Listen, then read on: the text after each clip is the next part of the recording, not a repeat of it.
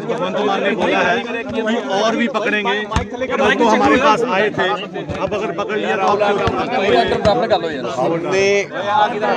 हमने किसी बात की कोई आपत्ति नहीं जताई कि उन्होंने क्यों पकड़ा है। हम ये कह रहे थे पहले दिन से कि आप जब आपको जरूरत है किसी व्यक्ति की, आप उनको बुलाएं, और जब आप बुलाएंगे हमारे व्यक्ति आपके पास खुद ब खुद चल के आएंगे, और अगर आपको जरूरत है उनकी तो आप पकड़ सकते हैं। ये बात हम कहने के लिए विजिलेंस के दफ्तर पे, कार्यालय पे गए थे। हमारी कोई लड़ाई नहीं है इस प्रकार की भी क्यों पकड़ा, हमने कब कहा है क्यों पकड़ा है। आपने देखा होगा रात को लोगों ने धरना दिया था, हमने कहा कि भाई धरना उठाइए, हम सामने बैठेंगे, हम किसी के काम में किसी के काम का कोई विरोध नहीं करेंगे, लेकिन पंजाब की जनता को ये बताने का काम करेंगे कि जिस प्रकार से ये कार्य और काम हो रहा है ये तरीका सही नहीं है। मैंने कल भी कहा और आज भी कह रहा हूं कि आप दिल्ली में सीबीआई की बात कर रहे हैं, केजरीवाल साहब खुद कह रहे हैं कि हम सब लोग जाएंगे सीबीआई ने जिसको गिरफ्तार करना कर ले, ये केजरीवाल साहब ने कहा है कि नहीं कहा है। और उनको हम भी ऐसे गए हैं, उनके रेड हुआ है, एफआईआर दर्ज हुई है। यहाँ आशु जी का नाम तो एफआईआर में था ही नहीं, पहले पकड़ते हैं फिर एफआईआर में नामजद करते हैं, पकड़ लिया नहीं पकड़ते हैं फिर नामजद करते हैं। उन्होंने एफआईआर किया, रेड किया, अभी तक बुलाया नहीं, सम्मन जारी होंगे, जब बुलाएंगे प्रक्रिया फॉलो करेंगे। हम ये नहीं कहते कि वो सही कर रहे हैं या कोई फलां गलत कर रहा है, हमारे लिए तो कोई प्रक्रिया भी नहीं है। हमारे लिए तो कह दिया जाता है कि चला दो, इनको भी पकड़ लेना है। तो फिर क्या करते हैं कि विजिलेंस साझा भी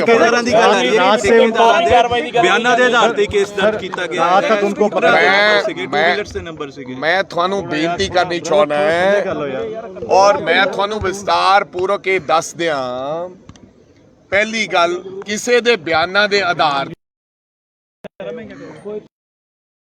अगर कोई होके ये नया रीति रिवाज ना पाइए कि फलां बंदे ने बयान दिता है, फलां बंदे ने बयान दिता है कि फलां बंदे नूं मैं पैसे दिते, तुसी पर्चा दर्ज करता कोई भी व्यक्ति, फिर मैं कह देना कि फलां व्यक्ति नूं अज मैं जी न्यूज़ वाला मेरे तो पैसे ले गया।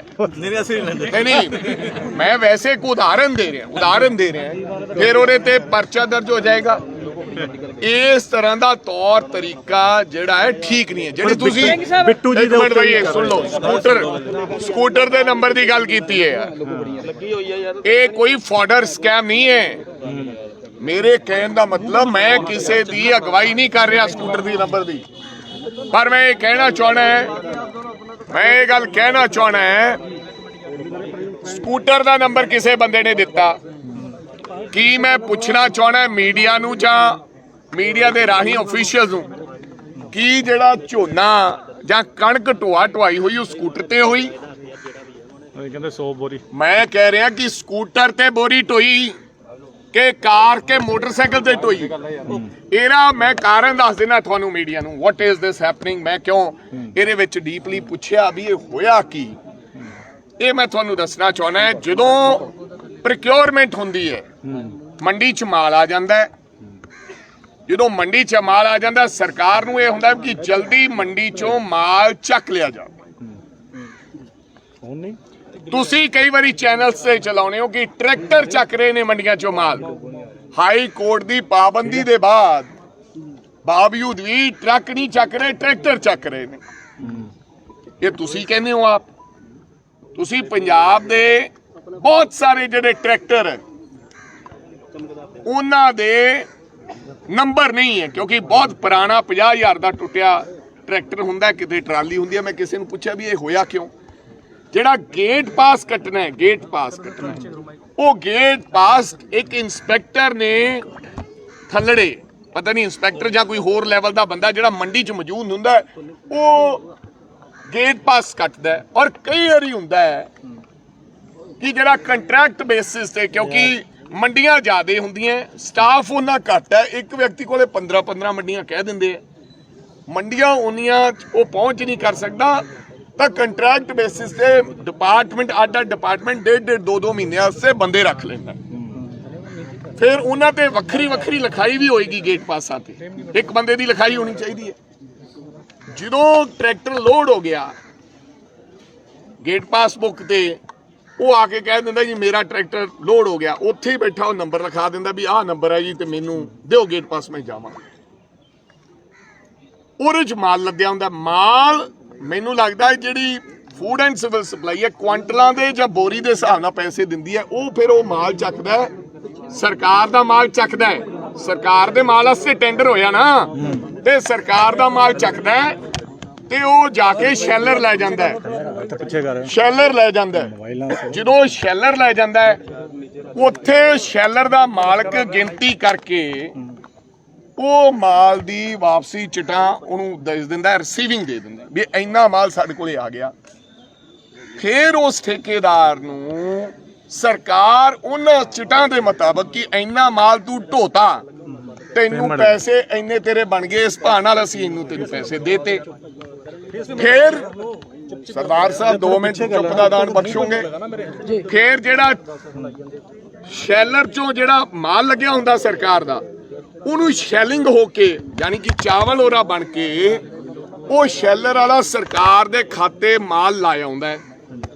ਸਰਕਾਰ ਦੇ ਖਾਤੇ ਜਦੋਂ ਮਾਲ ਲੱਗ ਜਾਂਦਾ ਹੈ ਤੇ ਫਿਰ FCI ਪੰਜਾਬ ਸਰਕਾਰ ਨੂੰ ਉਹ ਪੈਸਾ ਵਾਪਸ ਦੇ ਦਿੰਦੀ ਹੈ ਕਿ ਭਾਈ ਤੁਹਾਨੂੰ ਅਸੀਂ ਤੁਹਾਡਾ ਜ਼ਿਮੀਂਦਾਰ ਦਾ ਕਿਸਾਨ ਦਾ ਮਾਲ ਆਇਆ, ਅਸੀਂ ਉਹਨੂੰ ਲਾ ਲਿਆ, ਚੱਕਿਆ, ਤੁਸੀਂ ਸਾਨੂੰ ਪੈਸੇ ਦਿੱਤੇ ਜਿਹੜੀ CCI ਲਿਮਿਟ ਹੁੰਦੀ ਹੈ, ਤੇ ਅਸੀਂ ਹੁਣ ਤੁਹਾਨੂੰ ਮਾਲ ਤੁਹਾਡਾ ਜਮ੍ਹਾਂ ਕਰਾਤਾ ਤੇ ਪੈਸੇ ਕਟਾ ਕੇ ਸਾਨੂੰ ਵਾਪਸ ਕਰ ਦਿਓ।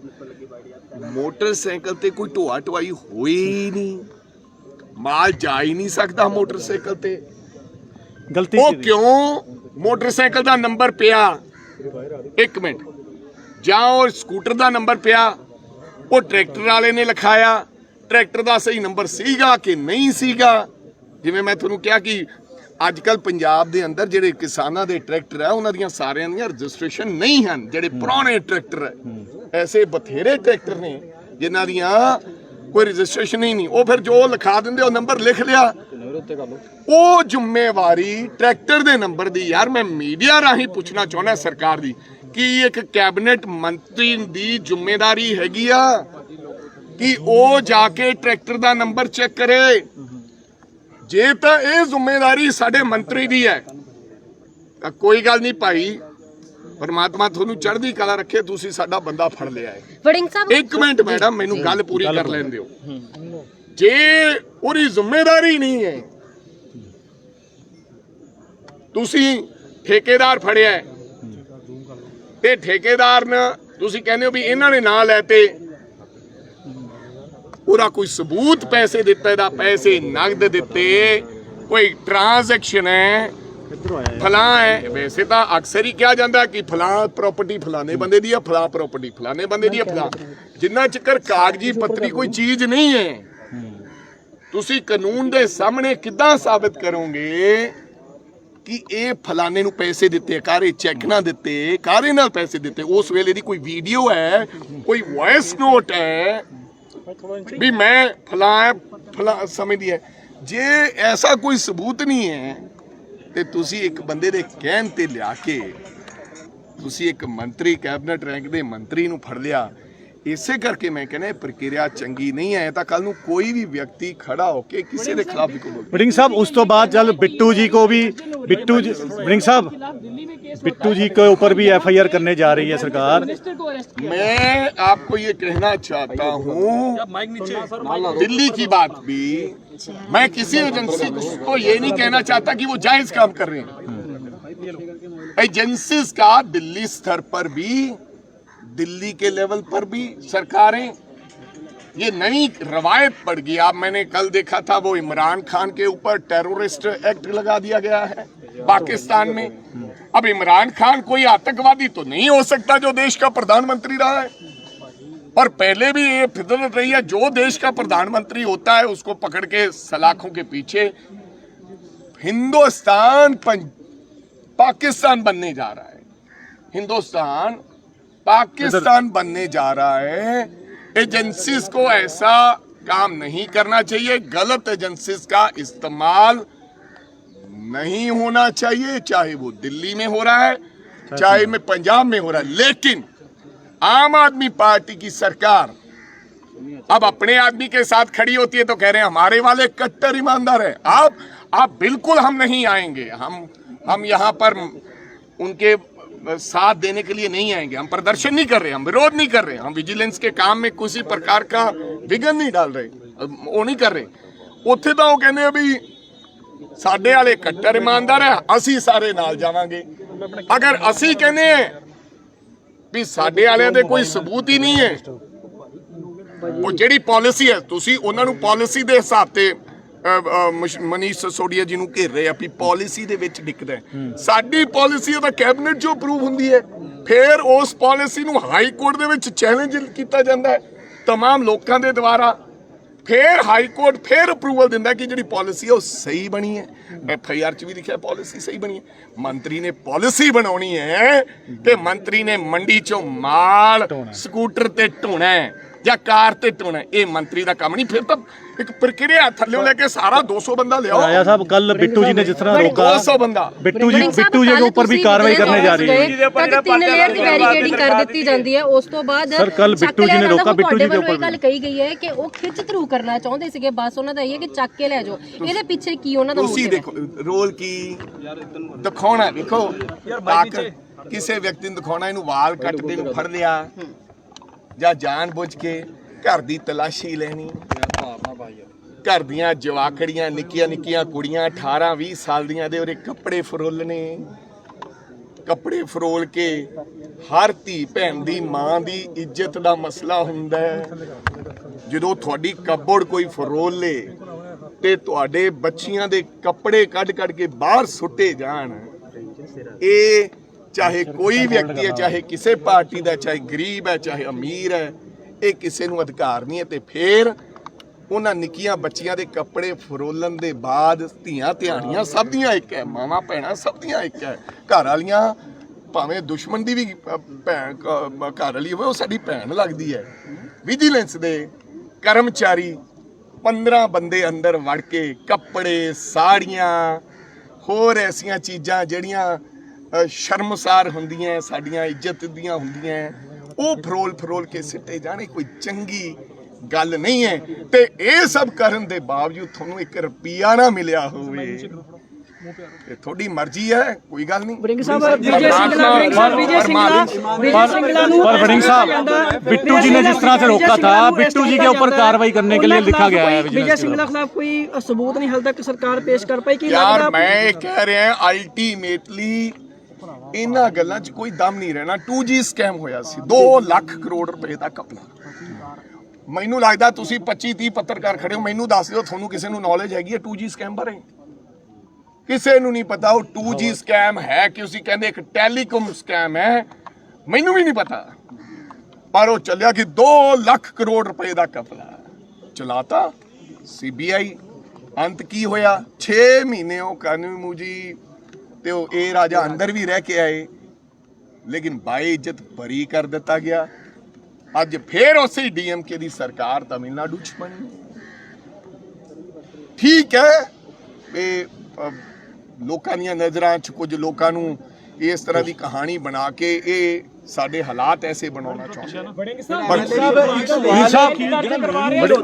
ਜਿਸ ਤਰ੍ਹਾਂ ਫਰਾਰ ਦੱਸਿਆ ਜਾ ਰਿਹਾ ਉਸ ਨਾਲ ਇੱਕ ਗਲਤ ਮੈਸੇਜ ਨਹੀਂ ਜਾਂਦਾ ਯਾਰ। ਹੁਣ ਮੀਨੂ ਮਲਹੋਤਰਾ, ਦੇਖੋ ਗੱਲ ਸੁਣ, ਕੌਣ ਹੈ ਮੀਨੂ ਮਲਹੋਤਰਾ? ਪਹਿਲੀ ਗੱਲ ਦੱਸ ਦਿਆਂ ਕਿ ਆਸ਼ੂ ਜੀ ਦਾ ਕੋਈ ਵੀ ਮੀਨੂ ਮਲਹੋਤਰਾ PA ਨਹੀਂ।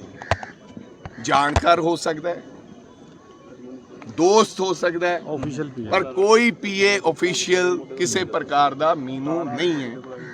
ਬੇਲੀ ਹੋ ਸਕਦਾ ਹੈ, ਸੱਜਣ ਹੋ ਸਕਦਾ ਹੈ, ਦੋਸਤ ਹੋ ਸਕਦਾ ਹੈ, ਮੈਨੂੰ ਇਸ ਬਾਰੇ ਪਤਾ ਨਹੀਂ ਹੈ, ਪਰ ऑफिशियल PA ਨਹੀਂ ਹੈ। ਦੂਜੀ ਗੱਲ, ਕੌਣ ਫਰਾਰ ਹੈ ਕੌਣ ਨਹੀਂ ਫਰਾਰ ਹੈ, ਉਹਦੀ ਜ਼ਿੰਮੇਵਾਰੀ ਆਸ਼ੂ ਜਾਂ ਰਾਜੇ ਵੜਿੰਗ ਦੀ ਨਹੀਂ ਹੈ।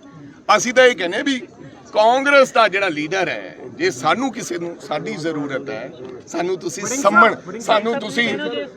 ਤੁਸੀਂ ਸੰਮਣ ਜਾਰੀ ਕਰੋ ਸਾਡਾ ਵਿਅਕਤੀ ਪੇਸ਼ ਹੋਏਗਾ, ਦੂਸਰੇ ਕਿਸੇ ਵਿਅਕਤੀ ਦੀ। ਹੁਣ ਸਾਰੇ ਪੰਜਾਬ ਦੀ ਜ਼ਿੰਮੇਵਾਰੀ कांग्रेस ने थोड़ी चुकी वड़िंग है। साहब, मेरा सवाल है, आशू जी के बाद अब शिकंजा कसने जा रही है हाँ जी। बिट्टू जी के ऊपर। बिट्टू जी के चलो खिलाफ जी, इन्होंने चलो कहा जी, कि वड़िंग डाला है। बात ये है, शिकंजा तो देखो जी, उन्होंने रात हम हर application दी। व्यक्ति कहते हैं कि हम कोई गुनहगार नहीं है भाई। किसी आपदे साथी दा साथ देना जे गुनाह है तो फिर ठीक है, जे साथी दा साथ देन ते शिकंजा कसया जाऊगा तो फिर कोई गल नहीं। फिर इसको भी की किस गल? तरह से देखते हैं आप? ਹੁਣ ਕੀ ਪ੍ਰੋਗਰਾਮ ਹੈ ਕਾਂਗਰਸ ਪਾਰਟੀ ਦਾ ਸਾਹਿਬ ਹੁਣ ਕੀ ਪ੍ਰੋਗਰਾਮ ਹੈ ਮੈਂ ਤਾਂ ਕਹਿ ਰਿਹਾ ਇਟਸ ਅ ਵੈਂਡੇਟਾ ਪੋਲਿਟਿਕਸ, ਬਦਲਾਖੋਰੀ ਦੀ ਭਾਵਨਾ ਨਾਲ। ਤੁਸੀਂ ਮੈਨੂੰ ਸਬੂਤ ਕਰ ਦਿਓ। ਜਦੋਂ ਇੱਕ ਮਿੰਟ, ਇਹਨਾਂ ਨੇ ਤੁਸੀਂ ਚਲਾਤਾ ਟੀਵੀ ਚੈਨਲਸ ਨੇ, तो फिर ਟੀਵੀ ਚੈਨਲਸ ਨੇ ਚਲਾਤਾ ਕਿ 2000 ਕਰੋੜ ਰੁਪਏ ਦਾ ਕਪਲਾ। ਤੁਸੀਂ ਸਾਬਤ ਕਰ ਦਿਓ, ਮੈਂ ਸਾਰੀ ਉਮਰ ਤੁਹਾਡਾ ਕਰਜ਼ਦਾਰ ਰਹੂੰਗਾ ਕਿ 2000 ਕਰੋੜ ਰੁਪਏ ਦਾ ਜਿਹੜਾ ਕਪਲਾ ਹੈ ਉਹ ਕਿੱਦਾਂ ਕਪਲਾ ਹੈ। ਤੁਹਾਨੂੰ ਮੈਂ ਆਖਿਆ ਕਿ ਮਾਲ ਗਿਆ ਹੀ ਨਹੀਂ, ਮਾਲ ਗਿਆ ਇੱਥੇ ਤਾਂ ਹੁੰਦਾ ਵੀ ਗੇੜੇ ਲਾ ਲੇ ਜੀ, ਸਕੂਟਰ ਦੇ ਨੰਬਰ ਤੇ ਗੇੜੇ ਕੱਢੀ ਗਿਆ ਤੇ ਪੈਸੇ ਲੈ ਗਿਆ। ਵੀ ਇੰਨਾ ਮਾਲ ਸਕੂਟਰ ਦੇ ਨੰਬਰ ਤੇ ਭੇਜਤਾ, 500 ਬੋਰੀ ਗਈ, ਸਕੂਟਰ ਦਾ ਨੰਬਰ ਸੀ, ਉਹਦੇ ਚ ਮਾਲ ਹੀ ਹੈ ਨਹੀਂ ਸੀ ਤੇ ਮੁਫਤ ਚ ਪੇਮੈਂਟ ਕਰਾ ਲਈ। ਐਸੀ ਕੋਈ ਗੱਲ ਹੀ ਨਹੀਂ ਹੈ।